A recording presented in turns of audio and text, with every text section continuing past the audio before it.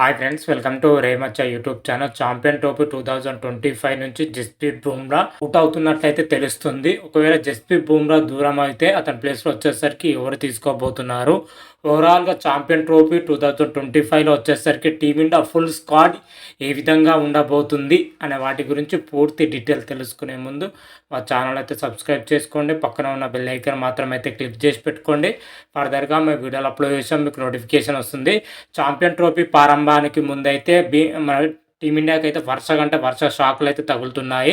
అసలు ఛాంపియన్ ట్రోఫీలో వచ్చేసరికి జస్ప్రీత్ బుమ్రా ఆడతాడా లేదా అనేది అయితే ప్రశ్న ఇప్పటి వరకు అయితే ఎలాంటి క్లారిటీ అయితే ఇవ్వలేదు.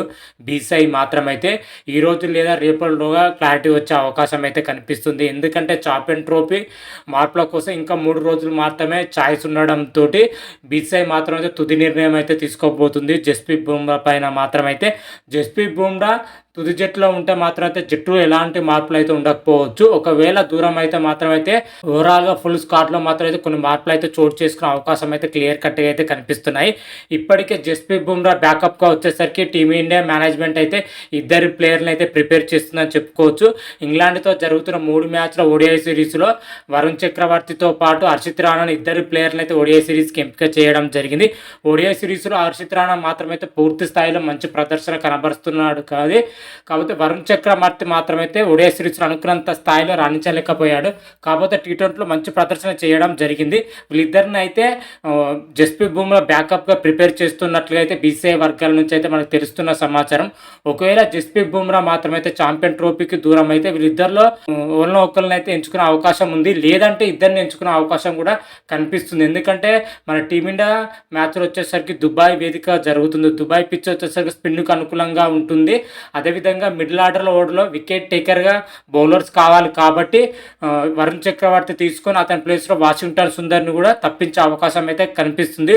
ఓవరాల్గా ఈ 2 మార్పులతోనైతే టీమిండియా ఛాంపియన్ ట్రోఫీలో అయితే బరిలో దిగబోతుంది. ఓవరాల్గా చూసుకుంటే మా టీమిండియా యొక్క ఛాంపియన్ ట్రోఫీ 2025లో వచ్చేసరికి ఫుల్ స్క్వాడ్ మాత్రమైతే ఈ విధంగానే ఉండే అవకాశం అయితే క్లియర్ కట్గా అయితే కనిపిస్తుంది. 99% 100% మాత్రమైతే ఈ విధంగానే ఉంటుంది. Rohit Sharma captain, vice captain Shubman Gill, Virat Kohli, Shreyas Iyer wicket keeper, Rishabh Pant wicket keeper, Hardik Pandya, Axar Patel, Washington Sundar or Varun Chakravarthy ఇద్దరిలో ఒకరు తీసుకునే అవకాశం ఉంది. కుల్దీప్ యాదవ్, జస్ప్రీత్ బుమ్రా ఆర్ హర్షిత్ రాణా లేదా మహమ్మద్ సిరాజ్ ముగ్గురులో ఒకరైతే ఎంపిక అవకాశం ఉంది.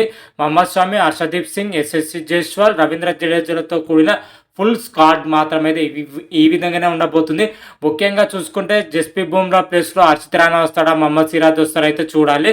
వాషింగ్టన్ సుందర్ ప్లేస్లో వచ్చేసరికి వరుణ్ చక్రవర్తి తీసుకుంటారా లేదా అయితే చూడాలి. ఈ 2 మార్పులే తప్ప మిగతా పొజిషన్లో మాత్రమైతే ఎటువంటి మార్పులు అయితే చేయబోదు కూడా బీసీఐ మాత్రమైతే. మరి 2 మార్పుల నుంచి పూర్తి క్లారిటీ రావాలంటే ఈరోజు లేదా రేపటిలో క్లారిటీ వచ్చే అవకాశం అయితే కనిపిస్తున్నాయి. ఎన్సీఐ మాత్రమైతే జస్ప్రీత్ బుమ్రాకు సంబంధించి హెల్త్ అప్డేట్, అదేవిధంగా స్కానింగ్ రిపోర్ట్లు ఈరోజు అయితే బీసీఐకి అయితే సబ్మిట్ చేయబోతున్నారు. ఆ రిపోర్ట్లను బట్టి బుమ్రా ఆడతారా లేదైతే క్లారిటీ వచ్చే అవకాశం అయితే కనిపిస్తుంది. ఫుల్ స్క్వాడ్లో చూసుకుంటే మన టీమిండియా యొక్క ప్లేయింగ్ 11 ఎలా ఉంటుంది, ఏ విధంగా ఉంటుంది ఒకసారి క్లియర్ కట్గా చూసుకుంటే ఓపెనింగ్ పొజిషన్లో యథావిధిగా రోహిత్ శర్మతో పాటు శుభ్మన్ గిల్ ఓపెనింగ్ పొజిషన్లో అయితే బరిలో దిగనున్నారు. 1 డౌన్గా వచ్చేసరికి విరాట్ కోహ్లీ, ఆ తర్వాత సిఎస్ అయ్యర్, ఆ తర్వాత కేఎల్ రాహుల్ అయితే రానున్నారు. ఆల్రౌండర్ కేటగిరీలో చూసుకుంటే హార్దిక్ పాండ్యాతో పాటు అక్షర్ పటేల్, రవీంద్ర జడేజా మాత్రమైతే బరిలో దిగే అవకాశం అయితే కనిపిస్తుంది. ఆల్రౌండర్ కేటగిరీ ఉంది. స్పెషలిస్ట్ స్పిన్నర్గా కుల్దీప్ యాదవ్ని కొనసాగించే అవకాశం అయితే కనిపిస్తుంది. వరుణ్ చక్రవర్తికి ప్లేయింగ్ లెవెల్ అయితే చోటు తక్కువగానే ఉండొచ్చు, కాకపోతే పిచ్చును బట్టి తీసుకునే అవకాశం అయితే కనిపిస్తుంది వరుణ్ చక్రవర్తి. అదేవిధంగా పేస్ విభాగంలో చూసుకుంటే మహమ్మద్ షమి, హర్షదీప్ సింగ్ పేస్ విభాగంలో అయితే పోషించనున్నారు. ఓవరాల్గా చూసుకుంటే టీమిండియా యొక్క ప్లేయింగ్ 11 మాత్రమే ఈ విధంగానే ఉంటుంది. మరి ప్లేయింగ్ 11లో చూసుకుంటే టీమిండియా మాత్రమే అన్ని విభాగాల్లో చాలా అంటే చాలా స్ట్రాంగ్ ఉందని చెప్పుకోవచ్చు. ఒకే ఒక మైనస్ మనకైతే విరాట్ కోహ్లీ ఒక ఫామ్ తప్ప టీమిండియా ఇంకా మైనస్ అంటే ఏమీ లేదు. బౌలింగ్ పొజిషన్లో మాత్రమైతే నెక్స్ట్ లెవెల్లో ఉంది, అదేవిధంగా బ్యాటింగ్ పొజిషన్లో కూడా నెక్స్ట్ లెవెల్లో ఉందని చెప్పుకోవచ్చు. ఓవరాల్గా టీమిండియా మాత్రం అయితే చాలా అంటే చాలా స్ట్రాంగ్ ఉంది. ఈసారి మాత్రమైతే ఛాంపియన్ ట్రోఫీ 2025 మాత్రమైతే గెలిచే అవకాశాలు అయితే టీమిండియాకి అయితే చాలా ఎక్కువగానే ఉన్నాయని చెప్పుకోవచ్చు. ఛాంపియన్ ట్రోఫీలో మన టీమిండియా తొలి మ్యాచ్ వచ్చేసరికి ఇవైనా బంగ్లాదేశ్తోనైతే తలబడుతుంది దుబాయ్ వేదికగా. సెకండ్ మ్యాచ్ పాకిస్తాన్ తోటి ఫిబ్రవరి 23న తలబడబోతుంది, అది కూడా దుబాయ్ వేదికనే.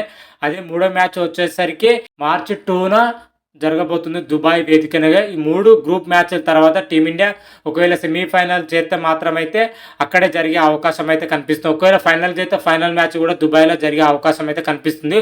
ఓవరాల్గా ఛాంపియన్ ట్రోఫీలో వచ్చేసరికి టీమిండియా మాత్రం ఫుల్ స్క్వాడ్ మాత్రమైతే ఈ విధంగానే ఉండబోతుంది. ఫుల్ క్లారిటీ రావాలంటే ఈ రోజు లేదా రేపు లోపు ఫుల్ అప్డేట్ వచ్చే అవకాశం అయితే కనిపిస్తుంది.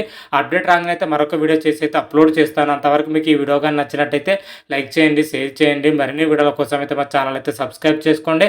పక్కన ఉన్న బెల్ ఐకాన్ మాత్రం అయితే క్లిక్ చేసి పెట్టుకోండి. ఫర్దర్గా మీకు వీడియోలు అప్లోడ్ చేసాం మీకు నోటిఫికేషన్ వస్తుంది. హర హర మహాదేవ్ శంభో శంకర. Thank you.